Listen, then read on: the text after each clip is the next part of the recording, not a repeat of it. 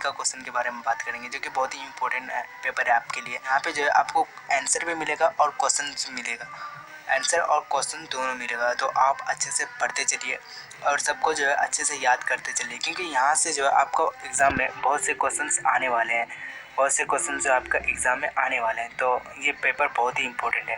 So this paper is very important for you because so first of all question number 1, निम्नलिखित गद्यांश पढ़कर दिए गए प्रश्न का उत्तर दीजिए।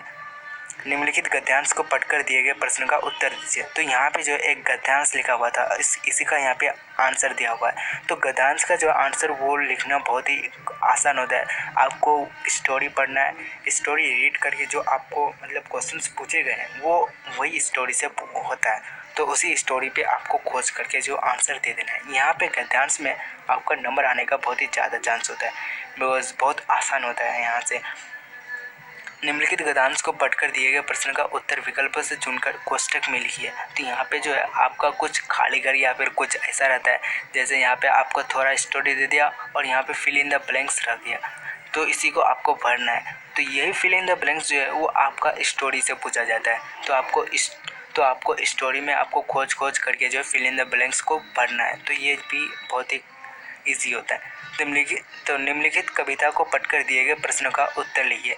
तो वहाँ पे जो है एक कविता लिखा हुआ रहेगा और उसका आंसर यहाँ पे आपको दिया हुआ है। कविता इससे आंसर होता है, तो ये भी बहुत ही इजी होता है, क्योंकि कविता पहले से वहाँ पे लिखा हुआ है और इसका आंसर देना है। सेम यही है गद्यांश को पढ़कर, ये भी सेम ही है।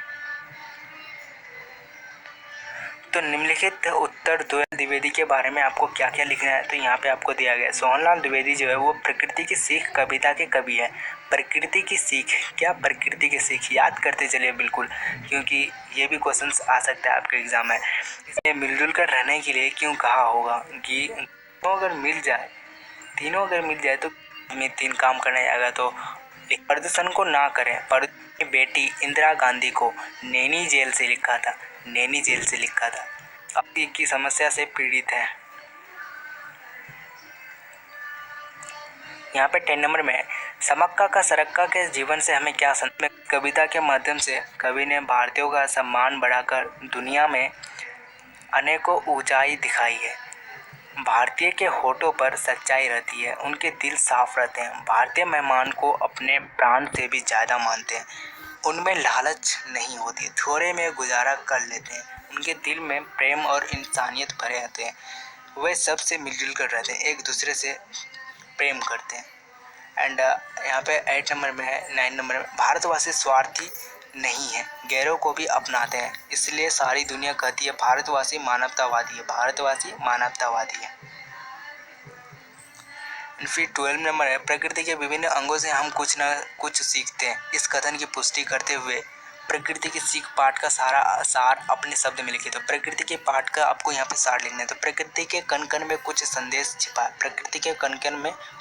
छिपा हुआ है। इस कविता के कवि श्री सोहनलाल द्विवेदी है।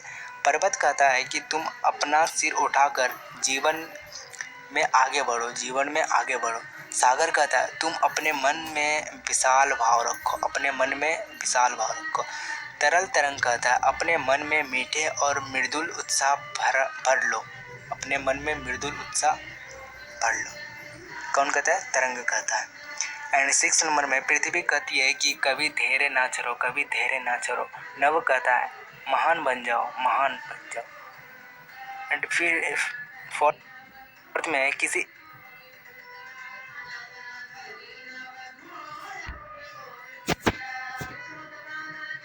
6 या 8 पंक्तियों में लिखें। किसी एक वक्त मतलब यहाँ पे बहुत सारे प्रश्न होगा, तो आपको किसी एक प्रश्न को जिसके बारे में आप ज़्यादा जानते हो तो उसी को उठा करके आपको आंसर लिख देना है। चिड़िया के बारे में मालूम हुआ, चिड़िया को स्वस्थ बनाया। एंड फिर पर्यावरण हमारा रक्षा, ये लोगों को सचेत कर सकते हैं। 7 नंबर में इसके लिए ढक्कन स्थान का आप नाम दे देंगे। कर रहे हो रिक्वेस्ट, तो उपसंहार, भाषा शैली, इस 5